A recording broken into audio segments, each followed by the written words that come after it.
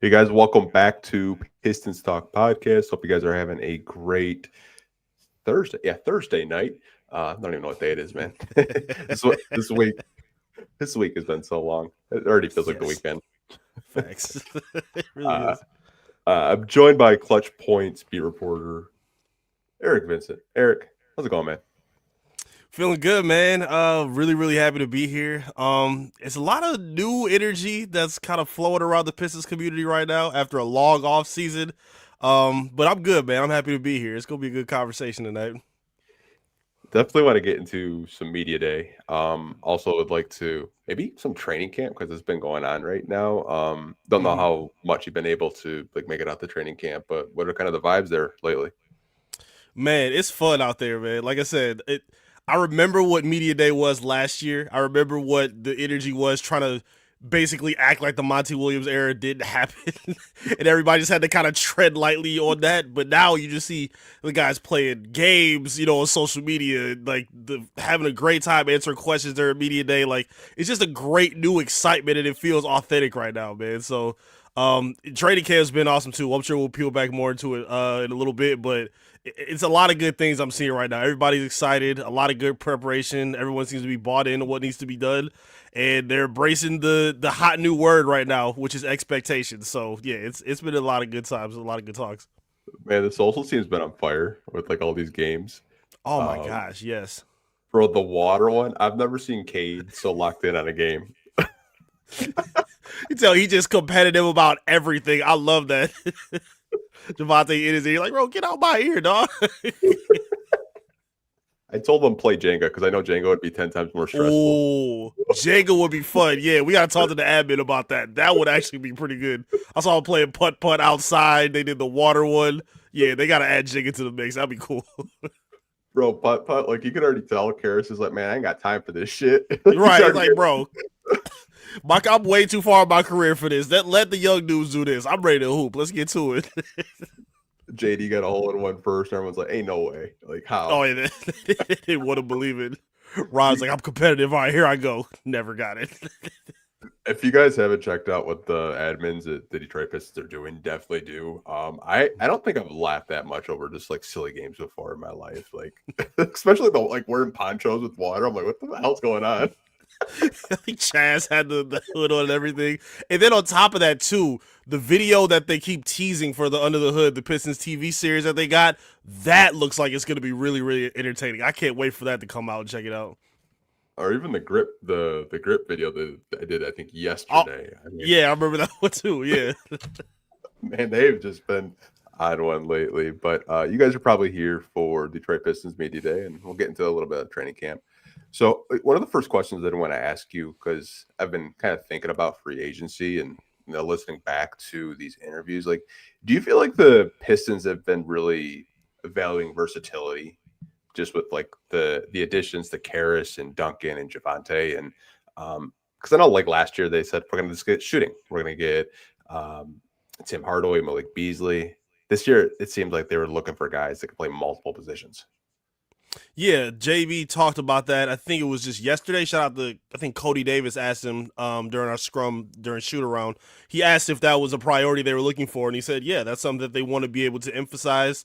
First they wanted to make sure they were addressing the beginning steps of being good at the foundational things that they need to do, playing defense, communicating, not giving up a possession, making sure you're contesting every shot, just those simple like core things, and then after that, on offense and defense as well, that's when you can start playing positionless basketball, which is something he kind of pushed against a lot last season a little bit when we asked him.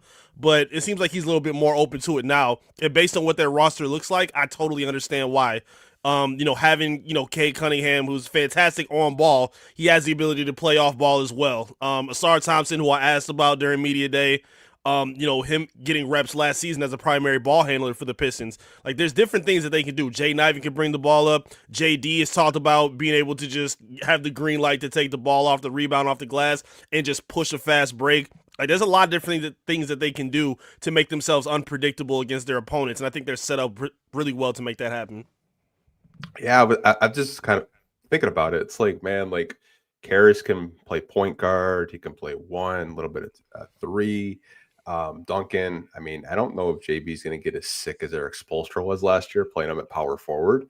But that is a choice in itself. But I mean, just kind of like even them talking about versatility. You know, someone had asked JB about not having a backup power forward, and you touched on it of just being more versatile and positionless. But just kind of what I've been thinking lately, especially since we'd never signed a backup power forward. I was just like, okay, here we go. Yeah, I think I was with you when we talked about it. Was seeing a guy like maybe Bobby Clintman having an opportunity to kind of, play his way into that. Because, yeah, like I still don't really buy into a lot of these projections of like Ron Holland playing four or like even Asar. I think Asar could be equipped for it defensively, but I just think they're both better suited as like a jumbo 2 or a 3. And I think they can just roam on the perimeter. But again, just kind of having that versatility, I guess, from the wing standpoint looks good. But yeah, that 4 position is gonna be a pressing button for sure with their roster, seeing what they do with it. Yeah, I mean, like everyone's like, "What about Giannis?" I was like, "Well, guys, no one can stop Giannis. Like that's one big power forward that you're going up against. Like Right. you're probably just throwing Duran or Stu on there and just saying a prayer before the game starts. Hopefully, you Exactly. could, if you could hold them to like under 30, that's a win in itself. But I mean, Oh, absolutely. I could understand the fans' perspective of not signing a backup power forward because if Tobias gets injured, knock on wood, I don't know what you're gonna do there. I really Yeah. don't. And I think that's like my concern, along with the other fans in the community. Like, we really don't have a backup for. Like, what are we gonna do? You're just gonna stagger Asar like you stagger Jaden Ivey at power forward. Then you got 2 guys in the starting lineup that are staggered. And I don't know. I get worried about them getting fatigued through a long NBA season, but that's just me. Yeah, I can't really see them like.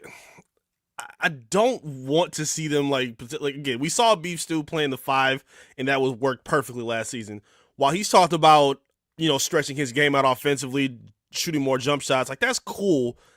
But I even when he was doing that during the Monty Williams era, with his percentage wise being what it was, I still wasn't a big fan of it, just because it wasn't altering the defense at all. The defenses weren't crashing out to stop Beef Stew's jump shot. Like they were like, "Oh, you gonna shoot?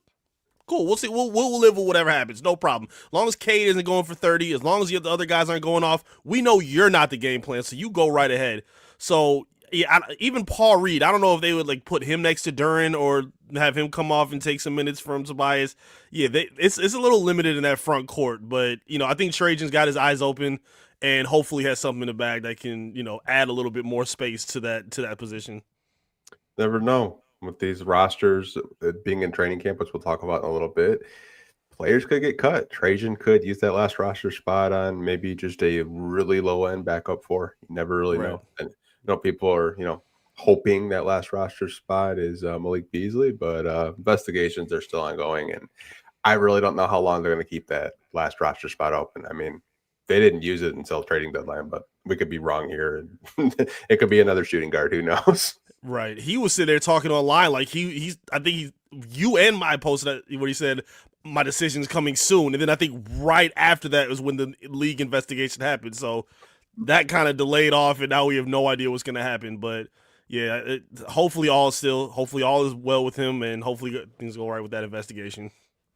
Seems like every time you put something out, they're like, "Oh no, you're getting investigated." I was like, "Bro, Bruh. like just just don't tweet." Like I want to see what happens if you don't tweet or don't post. I was texting my homeboy about that the whole time. Every time he would post something, like he just posted through all this, man. It's like, hey, just post through it, man. No problem. Now, just post through it needs to stop. Now that you've been cleared by this side, just let everything else clear. Don't tease nothing. Don't put out these grand proclamations. Just sit back and let's just make some stuff happen. Yeah, I know you and Sean talked about it like in June. I'm like, "Oh yeah, he's cleared." Like, yeah, NBA is like, "Hold my beer." Not yet. Right. You think you free now? Oh, okay. Have a seat. Have a seat right there. Wishing them well, man. They have a lot of investigations that they have on their just plate with the Clippers and everything else, and Malik. And I honestly think Terry Rozier is still going under investigations too, and it's been like several months. But Right. hey, man, wishing them well. I did want to transition into JB Bickerstaff though. Mm-hmm. His how do I say it? Like his media availability for the most part pretty boring. He said coach speak like I feel like 15 times. But there was one thing that he said that I did want to talk about because I think it's really funny, and him wanting to get better with not getting texts. So I want to ask you a little trivia question. Who Hmm. led the Detroit Pistons in tax last year, you think? Last year, I think it's him, if I'm not mistaken. 13. Yeah, yeah. It had to be him for sure. He had more tax than any player. Um, I personally didn't know like coaches got the same treatment as players in terms of like suspensions and fines. So he got Yeah, 13 technical fouls. Now, to be honest, man, I love when a coach crashes out with the ref. Like, especially with like you can hear some of it. Like, oh, that's bullshit. Oh, now you're blowing your whistle. Like, I still want to hear those interactions this year. I'm sure as like a media and a beat reporter, you probably love just like asking those questions. I remember you had one to go viral last year. You like crumpled up the paper and walked the off. OKC crash out. That was Yeah. legendary. That was Johnny came through the question up, and I got the video. And then right as he finished too, he looked into my camera at the end of it, and that just made it so much cooler. But yeah, he I definitely remember him talking about that. I think Vince Ellis asked him about wanted to bring the text down. He said, "Yeah, my family's been watching me, and I want to be a little bit more professional for them." And I actually remember last season when they played the Clippers, when the Clippers came to LCA, I got to talk to Tyronn Lue for a minute because we were talking about, the progress that JB had been making. He's like, yo, he's been fantastic, really doing a really good job with the team. He's got to get better with the referees, but for right now, he's doing what he needs to do to get the team back on track. And now to bring that full circle with this revelation by JB was so funny, but I personally like it. Again, I would much rather have my coach if I was a player, which I'm not obviously, but if I were a player, I want to see my coach fighting and talking and jawing for the team instead of just looking clueless and like Jim Caldwell, like you don't know what's going on. Like I would prefer that if I were a player. So keep it coming, JB. I'm all for it. I mean, breath of fresh air for Monty Williams. This guy has a Yes. pulse. This guy has a pulse. He actually cares. If a ref, you know, makes a mistake, like he was not one to like, I'm going to use my challenge right now because you effed up, and he would let the refs know God. about it. Like just some of the stuff from him. Like I honestly, I love because we haven't had a coach like that fiery in a really long time. But like I heard that him saying I want to get less tax. I was like, no, dude, like get 16. Like be a Rasheed Wallace for coaches. Bro, he doesn't sit. If anyone watches JB never sits down during a game. He's standing the entire time, chirping, talking, coaching, being involved as he possibly can. I love it. And yes, going back to the Monty Williams thing, the one game that stays in my mind was the New York Knicks game where he crashed out at the end, but when Cade was talking to him on the floor, it's like, yo, he just teched me, and he just looked at him like, it's like, bro, can you give him something, dude? Like, just anything. So, no, this is a great breath of fresh air. I'm loving the leadership. And I think it's becoming infectious within the team, too. Like, JB's got a good personality. It rubs off with the team. We saw him over at Tom Gore's house, singing with Beef Stew. Like, they all are just vibing in together, man. I'm loving the energy that it's all showing. It all looks authentic, and I think it's reflecting on the court as well. I think he relates to the city though too. It's Yeah. not fake. It's not like you're coming up like when you're getting introduced to Detroit, it's like not saying like, oh, I'm gonna, win a championship, do all this stuff. Like he actually goes out in Detroit. I've gotten pictures of him of just walking down the city from like fans like, hey, look who I bumped into, JB Mm-hmm. and his kid, like or JB Yeah. and his wife. It's like he's actually living in Detroit. He's spending time in the community. And you can just tell like the players want to run through a brick wall. It's kind of infectious with the Detroit Lions, where it's just like, Dan Campbell and the Lions, like you're like, oh, that's a Detroit Lion. I think you're starting to see like Trajan Langdon and JB saying, oh, that's a Detroit Piston. And I saw a Mm-hmm. quote from Javante Green yesterday from Hunter Patterson. And I was just like, bro, Yeah. that is so like Dan Campbell Lions, like infectious with the Pistons. Just like, I want to snatch someone's soul. I was like, bro, what? That was fire. I loved when you said that. And from my life, as far as I can remember when I was a kid, up to even right now, the Pistons have had good coaches. But again, I go back to the Teal days in the '90s and stuff. So even going back then, from when Doug Collins was a coach, the Pistons haven't had just like granted Popovich like coaches that stayed for 20 years, very rare. Phil Jackson for extended period, that's very rare. But it seems like it's been this musical chairs and this revolving door of new coaches just coming in every 2-3 years with this team, especially with this new core for the franchise as well. So finally being able to land and say, hey, we got our guy. I can't see them pulling a Cleveland Cavaliers and letting JB walk out the door. I think they want him to be here for the foreseeable future. And I think it's a match made in heaven, to be honest. Yeah, I mean, I think the longest coach maybe Flip, RIP. But I mean, like Yeah. even then, it's like That was on like what, 4 or 5 years maybe? yeah, you had Stan for a little bit. I know you mentioned like him not sitting down. I mean, Stan kind of had that nervous tick energy where he was running back and forth, but he would take a seat from time to time. JB doesn't sit. Right. No, He's on never. their ass. He's on Yes. their ass. Like Yep. you know, you guys have been on field trips and you got a teacher and you're touching stuff you're not supposed to. That's JB with like that's such a bad analogy, but like that's what it reminds me of. Like, hey, don't touch that shit. On the bus, he's standing the whole bus ride. Why don't you just sit out in your seat? Nope, I'm watching, making sure y'all ain't doing that. You ain't got no business doing it. JB's the man, bro. I love it. That's what it reminds me of, though. And he's probably one of my favorite coaches in the NBA. Just listening to talk basketball because the way he can break it down and articulate anything, he's kind of explaining basketball to me like I'm 5 years old. I love it. Yes. It's awesome.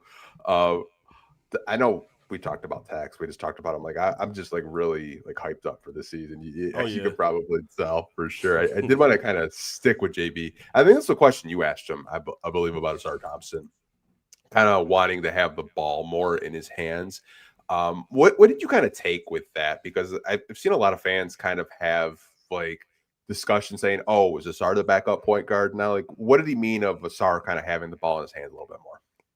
Yeah, they just want him to be a little bit more aggressive and active. They see how explosive he can be. A big point of emphasis on offense for the Pistons is running in transition. So we saw a lot last year. He was leading a lot of breaks for the Pistons, and even after Ivy got hurt, Asar was the one who's stepping in and bringing the ball up the court because there were games where Cade was getting blitzed in the second half at half court. He couldn't even cross without two defenders in his face or coming off a screen with two guys or three guys, trapping him. So being able to lean on Asar in half court sets, knowing he's a really good passer, has good vision, needs to tighten up on his handle, which apparently he's been working hard on. And he's been really putting on a lot of muscle as well, too. So it's a lot of excitement and anticipation to see that. And again, going back to the transition scoring, he's, one of those guys that's capable of leading those breaks. Again, we've heard JB and JD Jalen Duren talk about, just being able to take the ball off the glass and just go instead of looking for, who's going to be it. They have enough, versatility with their ball handlers that they don't just have to look for Cade every time to be the guy. You just get up the floor, run your lane, and find, the easiest bucket. They got enough speed to make that happen. They're all super tall. Like you talked about being able to run lineups that are of guys that are 6'7" and up, whether like Cade, Asard, Ron Holland, Tobias, and Jalen Duren coming at you full speed. Like that is a nightmare transition to deal with. So, he's keeping his eye open about different things that can work. I think it may look a little clunky to start off the season. I don't think this is going to be like just a perfect flowing, execution of having all these guys. But I think they're in a position where they can at least try stuff early and then kind of establish what goes on towards the end of the season. And I think it still will contribute to winning basketball, of course. When I heard it, like you see Pistons fans like, "Oh, Asar's going to be our backup point guard." Right. I heard it, and I'm like, that's not what he was really saying. Like, right. I think when you guys asked him last year about wanting to play non-shooters, he's like, "Well, if we make stops, it doesn't really matter. If we're making defensive stops." And I think that's what JB was like trying to say. Like, if we make a stop, pass the ball to Asar because he's the fastest one on the court. To push transition. Him and Jaden Ivey, I feel like you're probably going to pass the ball to them in the open court together. And that really excites me, having those two healthy together, because we never really got to see that last year. Both of them in transition, just leading the fast break. And that was another question I asked him too, was that we didn't really get to see the dynamic of you two on the floor together. How do you envision that? He said, Jaden Ivey is one of the fastest people I've ever seen in my life. He said, I also think I'm one of the fastest guys in the world, but having that dynamic of, both of us, causing havoc against defenders, it can be a problem. And I totally agree with him. I also think it kind of opens up things for a guy like Marcus Sasser as well, somebody who kind of gets lost in a lot of these conversations. He's capable of bringing the ball up and orchestrating, but that's not his strong suit. So now, if you have somebody that's playing next to him, like Asar, who could maybe lead a bench unit, if Karras is leading the bench unit, you can have Marcus Sasser, basically running a lane and spotting up as a shooter instead of just bringing the ball and trying to fend for himself. He can play off ball, play catch and shoot ball if he needs to, and that adds a different dynamic to the offense and the value that he can bring. Being an undersized guard, he needs to bring and find all the value that he can possible. So again, I like the versatility that they have. While it can take some time because they're young, I don't think it's gonna be like clunky and weird. It's not gonna be like a weird transition, like an Andre Drummond when he started shooting threes out of nowhere. I feel like these guys have had enough experience with kind of what JB's maybe looking for this season. So I think it may take some time, but I do think it'll, be successful and will look, somewhat formidable as the season goes on. Yeah, I mean, just those two in transition, I think it's going to be a nightmare. Yeah. But to have multiple ball handlers, I think, is actually crucial because, I mean, you saw the way Cade was getting blitzed in the playoffs. Man. Having different just people bring up the ball up the court, and Cade can play off ball more, or Jaden Ivey can play off ball more, or Sark can just, hey, I'm just going to score. Like, you can't stop me. I'm going to jump higher than you. Right. I think kind of like how we started the show with versatility. I think that's what they were trying to go for this offseason, of just having multiple people do multiple things. And I know JB has talked about not putting people in a box or players in a box, but that's just kind of like my opinion and my vantage point of the outsider trying to look in, I guess.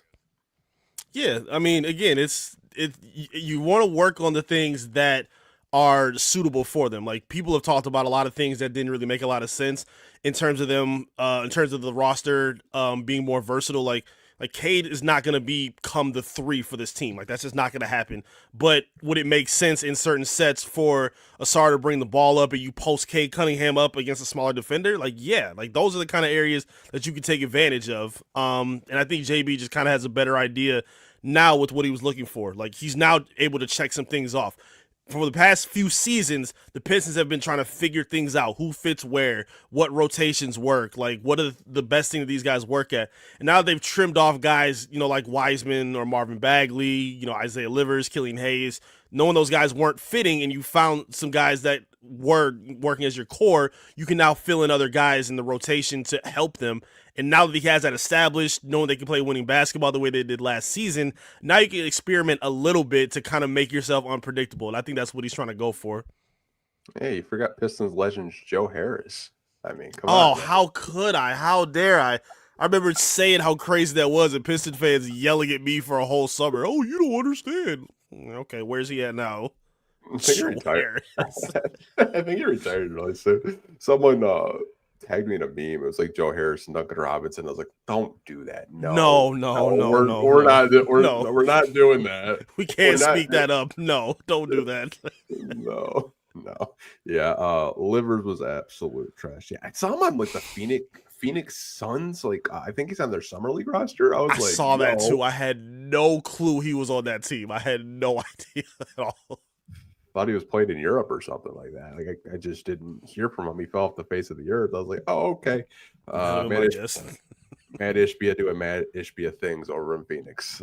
It's Michigan and Michigan State players. Like, someone said, what's the next Phoenix Sun go into our next Michigan State Spartan go to Phoenix? I was like, Miles Bridges? I mean, makes sense. That would actually. I could see them making him crash for him. Hey, we got some help Devin Booker. Like, that boy just gonna stay miserable there forever. His media day pictures were hilarious. Oh my God. You and Sean talked about that last time we were on, man. Dude, you look pissed. Couldn't even fake it. Like, I'm sure there have been some other Pistons who have been miserable, but they were able to mask it well. He couldn't even stomach it. Like, man, what am I doing here, bro? Is this money even worth it? Well, what you gonna do, man? You signed it already. Hey, 70 mil in the last 2 years of his contract. I mean, I'm sure I'll be fine.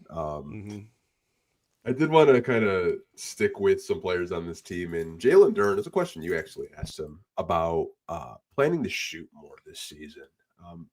We've seen all the offseason videos. I got yelled at for posting them Because people are like, "Hey, Andre Drummond territory, what are you doing?" I'm like, Oh I'm not yeah. not falling for this again. But JD seemed pretty confident at the podium when you asked him that. I mean, like, you want to kind of expand on like what we could possibly see, because I mean, you're always posting, videos of him at practice and shoot around, practicing in the post and stuff like that. Yeah, his offensive game is one of the biggest developments that I'm going to keep my eye on this season. Like, it's a lot of areas that guys need to work on that can enhance their game a little bit more. And the most important thing for him is his defense.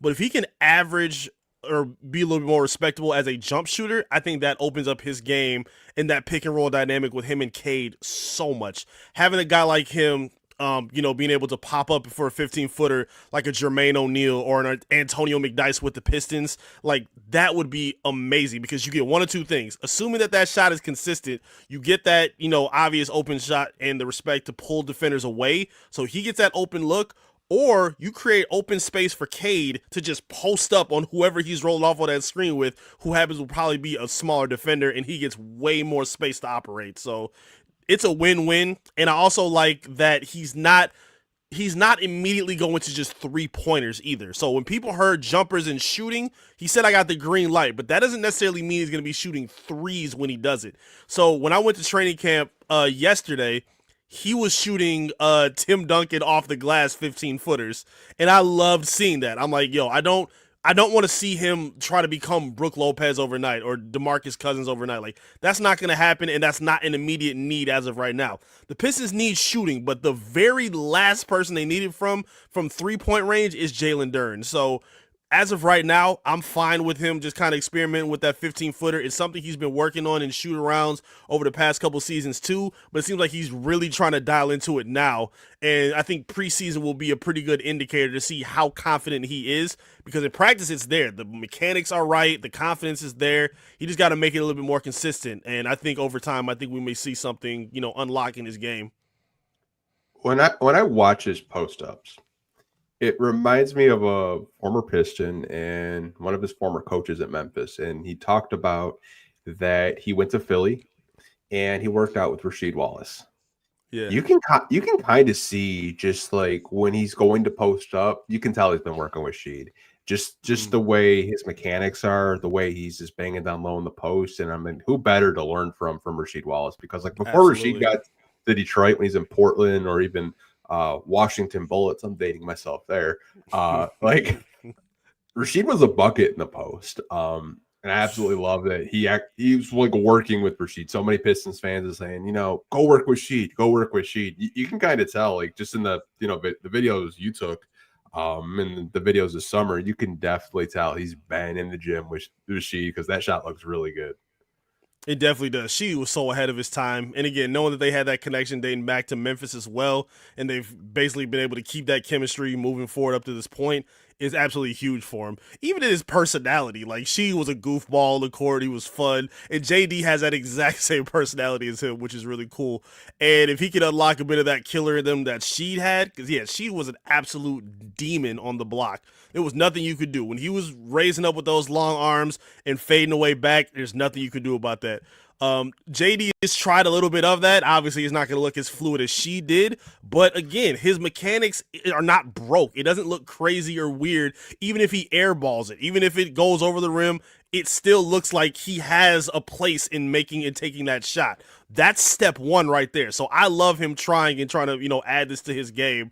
Because again, it would make the team that much more dangerous, and himself as well. I also want to see him kind of, again, the jump shots are cool too, but I would like to see him get some looks at the block as well. He's way too strong, way too big. If he can just find a way to just get one or two dribbles and, find a couple moves to just find a way to go over opponents, that'll be big for him as well. He's a respectable free throw shooter as a center. So it's not like, sending him to the line would be some detriment or would slow the team down. Like, so I think that's something they could look into as well. And Organic said it's a Philly connection. Yeah, they're Yes, both from indeed. Philly. That's where they were working out, was in Philly. So I'm not surprised that they worked out. The fact that they did, I was actually really happy with, because I think a lot of us are like, man, you got to work with like McDyess, you got to work with Sheed, you got to work Mm-hmm. with Ben, all these greats. But man, I'm really excited to watch a preseason game. I think Monday, the 6th, is the first game against the Grizzlies. So Yes, sir. it'll be interesting to see. I can't believe I'm getting excited for preseason basketball over here. Man, I was watching some 12 p.m. for a preseason game was wild, but I didn't know they were overseas. I was like, we're really playing a preseason game at 12? Like, what? That was a little quick. I was surprised by that too, but yeah, that's gonna be a fun one to watch. Memphis is gonna be a hungry team, and to get that first, the first peek of seeing Jaden Ivey back on the court, seeing the young core together, because we didn't really even see that starting four of Cade, Ivy, Asar, Tobias, and Dern. Like that didn't work and didn't really experiment with much due to their injuries. So this will be the first peek at it. A rehash, Ron Holland, Beef Stew, coming off his injury. Like it's a lot of good things to be anticipated. So even in preseason coming up, it's gonna be a pretty good time to watch. For sure, man. No, did I tell you like the reason why we have what was that 3 road games and only 1 home game? Well, no, yeah, I saw it on the schedule, but I don't know why. Why? What's up? So the NBA doesn't make preseason schedules. It's up to the front offices. So that was Troy Weaver and his regime that scheduled that. That's why we have 3 road games in the preseason and 1 home game against Washington. That answers a lot of questions. I did not know that at all. Oh my goodness. Anything else you want to give us to him, Troy? Yeah, let's start off with 3 road games here in the preseason. That'll show him. I had Pistons front office executive actually tell me that when I posted the preseason schedule. He's like, "Yeah, it's usually 2-2, but previous regime scheduled us 3-1. They wanted a longer summer vacation, I guess." Clearly had different plans. You got somebody to see on the road that we don't know about, but Detroit, your typical Weaver still haunting us. literally, Yeah, it's so crazy.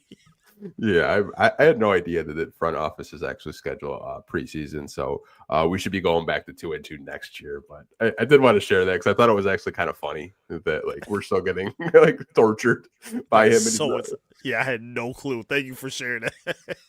He's not here anymore. I wanted to talk about Duncan Robinson. A lot of these interviews were extremely boring. Mm-hmm. And we were texting about one question he got asked. I'm like, why the hell did you ask that? But we're not going to get into that. You can feel the awkwardness. Yeah, you guys want to go back and watch Media Day? Go watch Duncan Robinson's interview. You'll know what I'm talking about. But yeah, you'll know the question when you hear it. You'll know. It was so bad. Oh my God. One of the questions he was asked was about Jalen Duren, Isaiah Stewart, and he was surprised by the way they screen, which is really wild to think about because he comes from Miami, which is a very fundamentally sound organization. But like, were you kind of surprised that he said, "I've never played with willing screeners like a Jalen Duren and an Isaiah Stewart," because that really wasn't part of their game until Coach Vitale got here, personally, in my opinion, anyways. Yeah, I wasn't expecting to hear that at all. Again, I thought he had that already with Bam. I mean, that was a big, like, kind of point of emphasis with the DHOs that they run or the screens to get him open off ball. Like, I thought he would have been kind of able to push him out. Yeah, he reminds me of this, but yeah, he was giving a lot of love to JD and Stu. Like we know their desire to do that dirty work, and again, JB's attention to those kind of details, those little things of, hey, make sure you rub and make sure you put contact on so you can make sure this guy gets open. Have that conversation and communication on where he likes to be, how he likes to get these screens, how to time it. Like all of those things matter. Like you can't just hop on and just, work it out with magic. Like it takes time and a connection and communication. And seeing that Duncan is already, having those kind of convos, and knowing that JD and Stu were the ones that were really more aggressive about it. Like, hey, I'm going to get you open. Where you want me to be at? Like, they're the ones that he said was like leading the conversations. It would make more sense for the vet like Duncan to say, hey, I'm going to be here. When he's guarding me like this, make sure you come here and step here. They're the ones talking to him. So I thought that was really intriguing. But again, it just shows that maturation. And again, knowing where the roster was last year, where a lot of the leadership and communication came from the veterans, like, Malik Beasley with his personality, Tim Hardaway's attention to detail, Tobias's attention to detail. Now you're hearing that from the young guys, and that's kind of been passed down, and it showed the growth and the preparation that they're looking for heading into the season, going into training camp. So yeah, it's another reason to be excited in terms of what they could be bringing to the floor. That was one of the things that I was frustrated with them is like they would set a screen and they would roll immediately. And I was like, bro, just set a screen and stay still for like maybe 3 seconds. Yep. They got way better at that, which I credit, Coach Vitale, because I feel like he's one of the best big coaches that doesn't get like a whole lot of credit. People probably Yep. don't even know who I'm talking about right now. But you could definitely tell he's been working with both of the bigs. Probably all the bigs. He's the big man coach, but I mean, just the way that they set screens this year. Like, there's someone left in the comment, Detroit Drew, Stu's screens gave B so much space. Yeah, some of the screens Stu set, like guys were getting knocked out and they got like called offensive foul because Stu's so damn strong, and the guys are like going like 5 feet back. But I mean, the fact that like a vet's coming in saying like, yeah, I've never had that much space before. JD is what. JD as well. I mean, a lot of the fouls he got last year was because he either didn't have the right timing with Cade, or like you said, he was just too strong. Like there were a lot of those as well for him, but he spoke on that and is working to get a little bit better at it. Asar talked about that as well, about fouling less, understanding timing better with screens and how to communicate with the guy that you're working with on the screen. So again, just those little details that people don't really get to see or pay attention to, when you're watching on TV, like unless you're nerds like us, we pay attention to that kind of stuff. But that kind of stuff is important, especially when you're on the road to try to play winning basketball. These guys aren't just figuring stuff out anymore. They have expectation and they're understanding what little things are going to lead to those big wins against these kind of teams. So again, it shows that they're heading in the right direction. You set a good screen, man. A lot of space happens. I mean, offense looks good. I mean, nothing beats a pick and roll. That's what I'm saying, man. There you go. Oldest play in the book, and it's still effective, man. It's pretty cool to see. Got one more question, and it has to do with Jaden Ivey. And I thought this was a very interesting comment by him.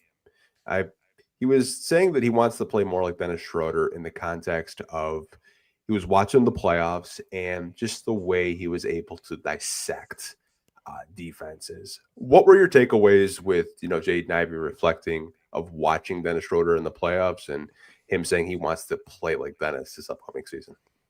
Yeah, Marcus Sasser is somebody I talked to about that as well. Dennis Schroeder's presence last year was huge for this team. Not just for the the winning result and adding another body, but for guys like Sasser and Ivy to kind of watch that late game execution or that floor general execution with the second unit to see how he was able to set guys up, because he was another one of those guys. So when you're talking about Beasley having that space to get his shot, Schroeder was a guy that was getting him those looks, and they obviously had a connection from playing with each other for so long in different teams. And Ivy said he really took a lot of note to that. He said he understood his patience with the ball, the ability to kind of anticipate plays and defenders and what they're going to do. He said he learned a lot of that from Schroeder and things that you can kind of pick apart and, anticipate while you're setting up an offense half court. And then even when he would pick up guys like Jalen Brunson full court, like picking up star players full court and playing defense, intentionally throughout the game when he could. Those are the kind of things that led him the opportunity to help close games next to Cade Cunningham, where he was bringing the ball up and Cade would play off ball to him a little bit at times. Like that was a bit of the versatility that we were just talking about. And having the veteran penmanship of a guy like Schroeder, having two young guys to learn from, one who's injured and one who's not really playing a whole lot, but was really getting a lot of opportunity towards the second half of the season. You saw what his effect was. You saw how much better Sasser was learning and playing next to or from behind with Schroeder, in his ear.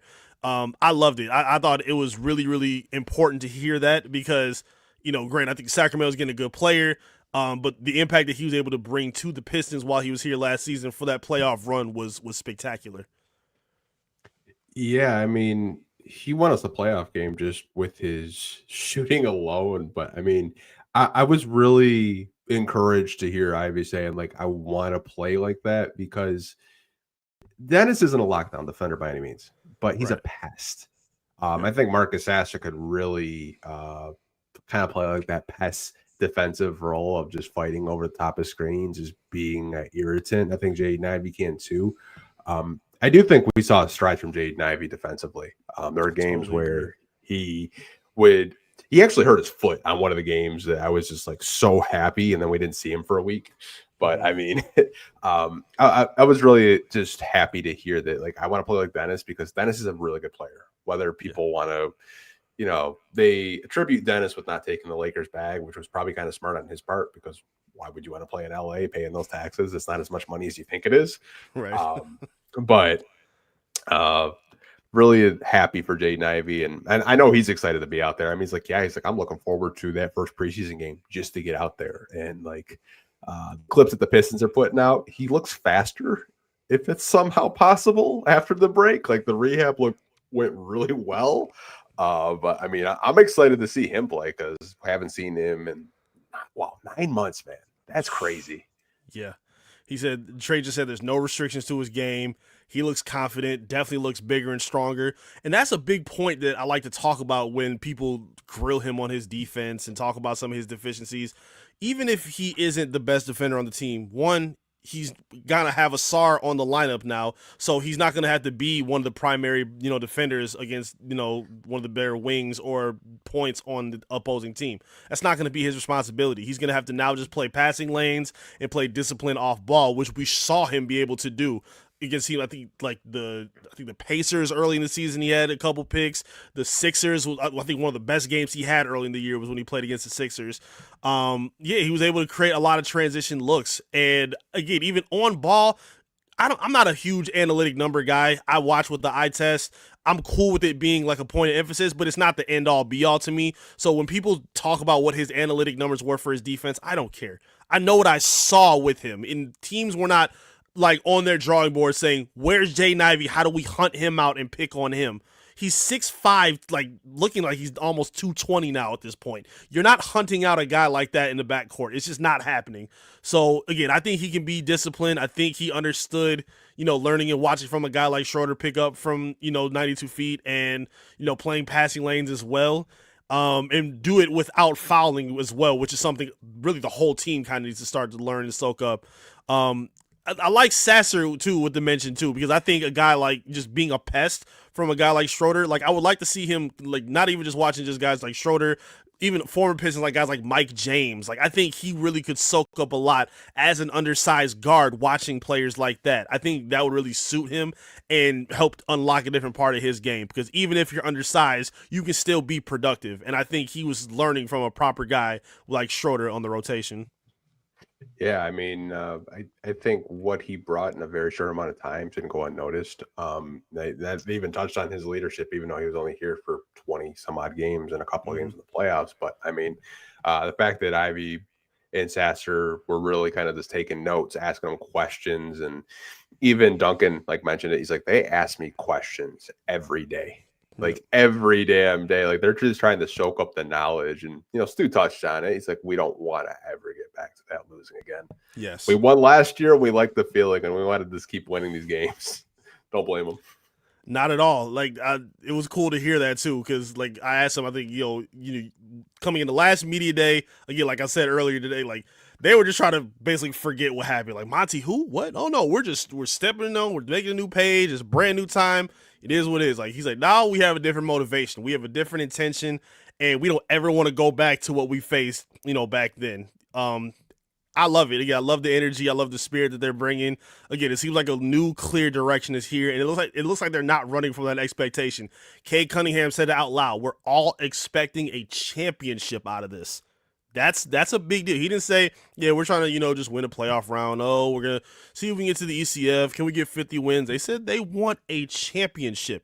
And with the Eastern Conference open, anything could be possible. We saw teams kind of peak a little early, not peak early, but kind of break through early. Teams like the Pacers a couple years ago before when they got to the ECF. Even Atlanta, a few years ago when Trey had his breakout series against the Knicks and they got all the way to the Sixers in the ECF. Like those kind of teams can have those kind of windows, and the Pistons are in a prime position to be one of those kind of teams right now. And assuming everybody stays healthy and everything does go accordingly, I wouldn't rule out that possibility. me that they could just surprise people and make the Eastern Conference Finals. They could have done it last year, personally. Like Yeah. they could have been a 50-win team last year. Yep. And that's crazy to think about. Like they won 44, but there was easily 6 games that could have bounced differently and they could have won the game. I mean, you never really know. It's honestly kind of crazy how fast the turnaround can go when you have people in the organization that bring real NBA players in, not reclamation projects. Yes. It's kind It's of crazy, amazing when you have proven talent and players who have been there, done that, instead of everybody on your rotation being a young or unproven rotational project kind of player. Like, bruh, no. Now you have guys who have been there. Again, I'm really excited. I'm really, really excited to see what Karis LeVert can bring to this team. I think he's going to be a big difference maker. Standing next to a guy like Ron Holland.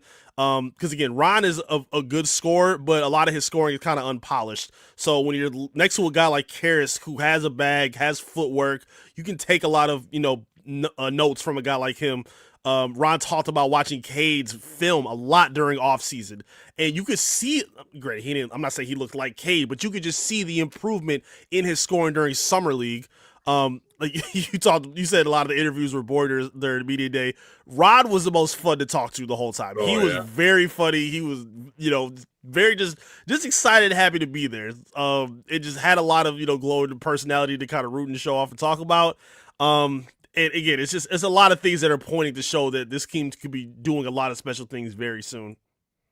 Yeah, Ron to me is always a good interview. I think someone, I don't know if it was you or someone asked him, "Are you still going to be aggressive?" And he's like, "Yeah, that was me." Yeah, you're just like, "Yup, still going to be aggressive. I won't get into the fights as much, maybe, but hey, I'm still going to be, I'm still going to be Ron Holland." But like, you guys have been posting like his 3-point shot, his mechanics, like they weren't broken coming out of the draft, but they look so much cleaner. Like his landing space, his release looks quicker. I know I had posted it. The Stars mechanics look better, and bro, people crashed the F out because he was clanking. I'm like, no, like, what do you mean? He's bending his knees too low. I'm like, it's all about the motion, you guys. Getting familiar with just a new shot, because obviously Fred Vincent is trying to rework his jump shot, but those two, developing a jump shot, I think is more important than people realize.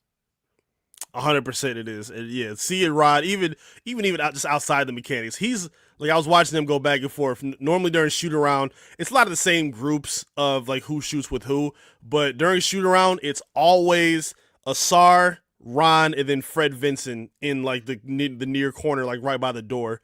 They're always shooting together. And Ron, when I was there, he's smiling. He's talking trash. He's having fun. He's confident. He's shooting like he's supposed to be doing it. The arc is way better from what you see from Asar. Again, it's going to take a little bit more time for him.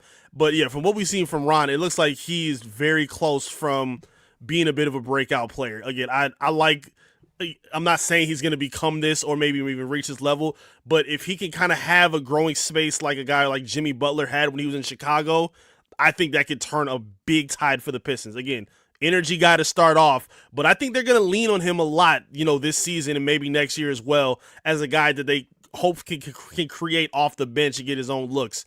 Assuming that it gets there, fluidly and naturally, I think the sky's the limit for him. I'm really excited to see what Ron can bring to this team.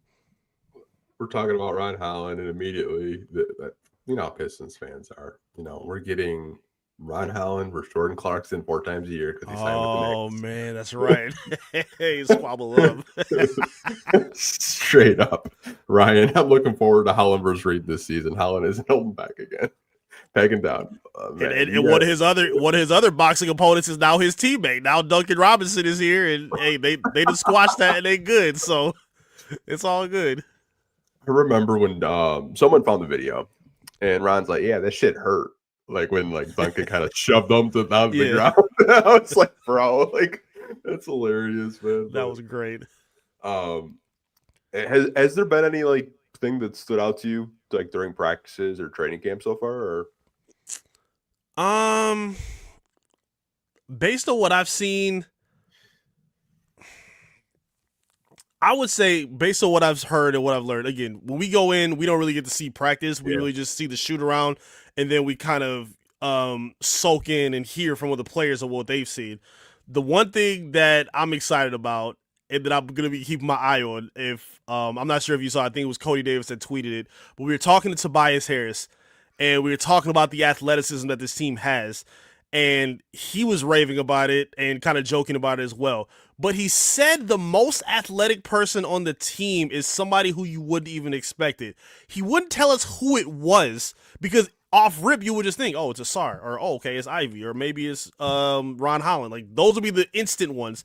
But he didn't say that. He said it's somebody else that we're not thinking about. So I don't know who it is that he's referring to, but I'm keeping my eyes open to see if I can figure it out. Maybe they do like a little dunk contest during the open practice they got coming up. Maybe that'll answer some questions. Maybe I see something during training camp. But I'm gonna keep my eyes open. I want to see who he was talking about in that mention. I have a guess. Who is it? Javante. Yeah, that was my guess. That's what I'm thinking of too. Or it's a training. It's gotta be a training camp guy that we're not even like talking about right now. It's just gotta be an under the radar guy. It's just like it's not a SAR. Like who is it? Right, that's what I'm saying. If it's not Asar, who in the world could this possibly be? But yeah, Javante, he got ups. He's a real built, strong dude. I'm gonna definitely be watching him during the open practice. I'm excited to see what he does. Organic thinks it's Donis Jenkins. I mean, Donis has got, man, he talks so much shit. I love it.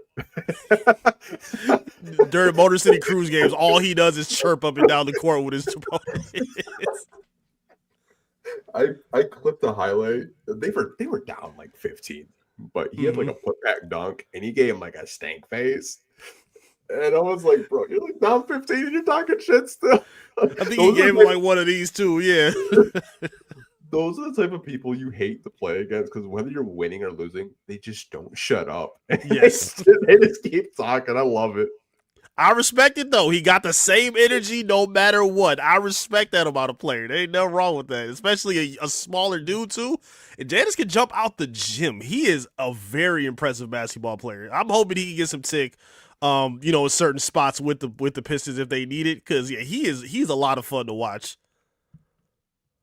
Oh my god! I'll answer this question and then I thought Gabriel Persito was the guy. Was he a bad player? No. Oh my god, Ray, man, you're just go Ray, bro. These toxic comments today. Thursday, tomorrow's Friday. Right. Get ready for the weekend. My guy Ray Floyd, Gabriel Persito. That's crazy. I haven't heard his name in a few years. That's nuts. He was supposed to be the Carlos Delfino next project right there. The last I looked up, he was on the Italian national team with former Pistons Simone Fontecchio. Ooh. Was he a bad player? I don't know. He never played in the NBA. He never played. It tells you all you need to know, I think. He had a lot of hype though. Twitter was gassing him. It was like a couple little plays he had overseas that just kept making it to my timeline. Oh, maybe he'll be the guy. Just give him a chance. Next year we'll see him. And we never saw him. It's never happened. No, I mean, death taxes and second round picks during the Troy Weaver era with the Detroit Pistons. Might as well just talk about the Vitas Servetus. I mean, if we're going down that rabbit hole, like, good Lord, you guys. We get real nasty with that list if we wanted to, but it's good vibes, guys. Come on, let's not do that, please. Peyton Tebow. Okay, I'm about to log off. You guys now they're just naming people. Yeah, I'm sure, Eric, you saw that the Tiger practice jerseys crossover would be sick of the Crazy City edition. Shout out to Kong, because I know that's a Kong thing, like straight up. I know Kong made those like last minute. Like, hey guys, wear these today. That was so cool. The way that they have been intertwined too with the team, like seeing like Cade take the picture with Aiden Hutchinson before Jimmy Fallon, wearing the jerseys in practice. Like, they really do have a cool bond between, each team like that. Even Beasley last year, like, he had a good relationship with Kirby Joseph. Like, they would always pop out with each other somewhere and whatnot. I love seeing that crossover Detroit sports love, man. Keep it coming. As soon as you said Malik, I thought of Amon-Ra St. Brown. He did the shimmy. Oh, yeah. David Montgomery's like, he ain't got leotards on, fool.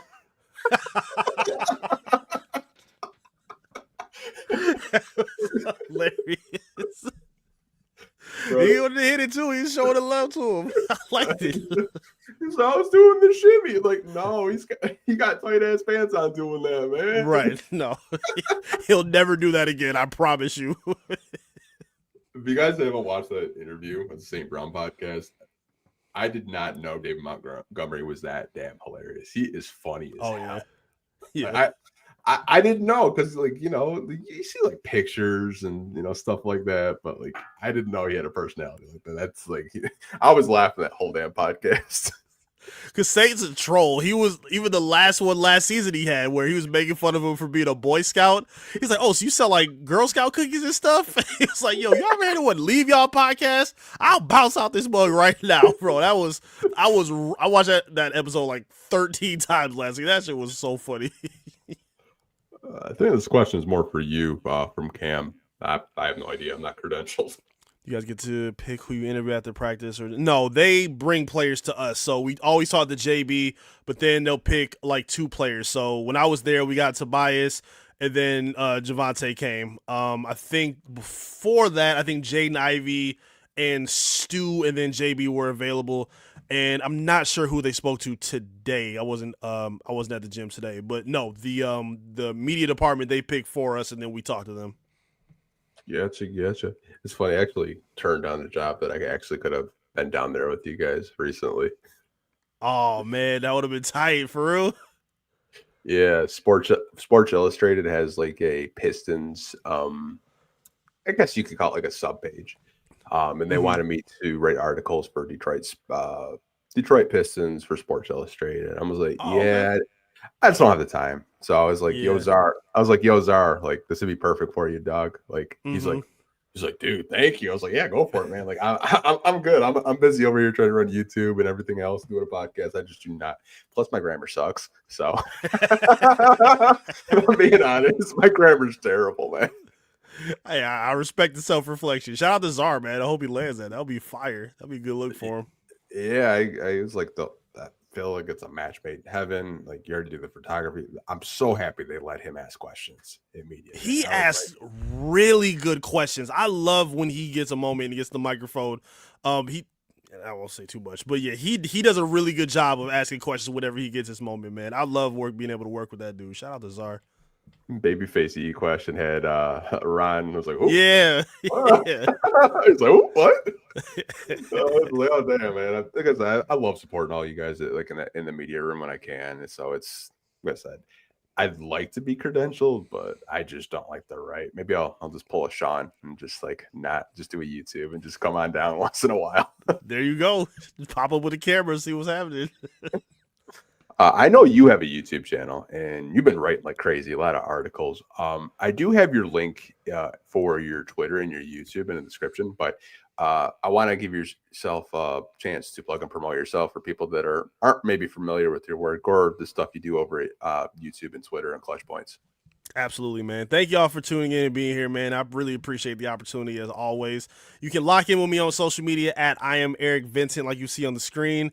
All my beat reporting is done at clutchpoints.com. Just finished a piece about Tobias Harris when we talked to him yesterday. I'm going to try to have as many pieces as I can up. I'm at their exclusive beat reporter on the site. I will be at all their home games and possibly on the road. I'm not sure yet. But yeah, you can follow all my work there on clutchpoints.com. And all my clips and my YouTube content is on my channel. It's called Top Title Detroit. I just went over 500 subscribers. I've been doing cartwheels, excited about that. If y'all want to help out, I would really appreciate the love. It's called Top Title Detroit. You can lock in with us over there as well. I appreciate it. So if you're watching live on YouTube, I have your Twitter. I didn't link Clutch Points. I probably should have, but I do have your YouTube in the description below. So if you guys want to go support Eric, try to get him to 1,000. Try to get him to 500 was the goal. Let's try to get him up to 1,000 before All-Star break. Please, man. Let's try to get it. You never know. Like those YouTube shorts can pop off, and it's like 100 followers. No, it's honestly crazy. I'm telling you, that's been the key right there. We can get there before next February. Hey, y'all won't hear the end of it. I'll be going crazy on this bug. Well, appreciate you guys tapping in for the last hour. We'll probably have more podcasts post game shows are coming back. We're doing post game shows for Okay. all season long. We did 81 post game shows last year. I missed one. Ooh. I Do you missed remember the one. game? Do you remember the game Oh, you didn't do? I did. I went to go see the Killian Hayes Revenge Tour. Oh, That was an all timer. that's hilarious. I remember that game vividly. I really do. I went with my guy Easy. We got to Shout out see Easy. Pistons Jack, which, bro, Great dude. he had a line down like past the team store, and like Bruh. Jack saw me and he saw Easy. We talked for like 25 minutes, and like the line kept getting progressively longer. I was like, "Yo, like I'm gonna leave because like these they want like a picture with you. They want you to sign their baby, whatever." Like I'll let you do these, but yeah, we're gonna be doing post game shows all season long. Immediately after the game, I am going to stay up for West Coast trips. I will probably drink a pot of coffee. We stayed up for the West Coast trip with the Jaden Ivey game winner. That was worth it. Oh yeah. In Sacramento. Bro, we had like 3,000 people in the chat. Like it was Ooh. 3 in the morning. Yeah. 3 in the morning. Before the Miami game where Cade hit off the glass, that was the pinnacle. That game was it was a comeback too. When Beasley got hot, Cade was on the heater the whole game, and then Ivy with the clutch triple for the quarter. Man, it was some great highlights last year. Oh, that was. We had Dwayne Casey pop in a live one time, which was like wild. I was like, "Yo, that's crazy." Hey, that's fire. You never know who's watching you, which that's a fact. Makes me mindful of what I say, right? But also really cool because we talk shit when we're off camera. No, I'm kidding. There you go. Exactly. That's when the real show starts. It's the after dark podcast that will never get released. But there you go. Appreciate you guys as always. We'll see you guys in a few days. Have a good night. And as always, go Pistons. Peace.